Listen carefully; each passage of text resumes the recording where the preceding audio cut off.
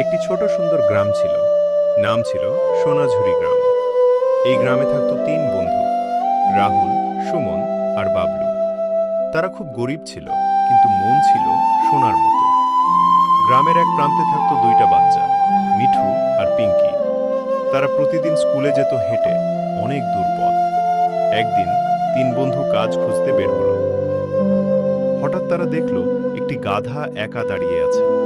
গাধাটার গলায় লেখা, যে আমাকে যত্ন নেবে আমি তাকে সাহায্য করব। তিন বন্ধু ভাবল, গাধা হলেও প্রাণ তো, চল একে আমরা লালন পালন করি। তারা গাধাটার নাম রাখল কালু।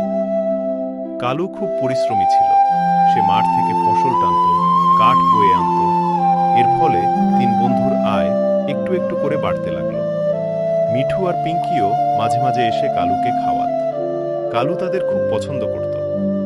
একদিন গ্রামের নদীতে হঠাৎ বন্যা এলো। সবাই ভয় পেয়ে গেল। মিঠু আর পিঙ্কি নদীর ওপারে আটকা পড়ে গেল। তখন কালু জোরে চিৎকার করে তিন বন্ধুকে খবর দিল। তিন বন্ধু দৌড়ে এলো। কালুর পিঠে এক এক করে দুই বাচ্চাকে বসিয়ে নিরাপদ জায়গায় নিয়ে এলো। গ্রামের সবাই অবাক, একটা গাধা এত বড় কাজ করল। গ্রামবাসীরা বলল, আজ থেকে কালু শুধু গাধা না, সে আমাদের গ্রামের বীর।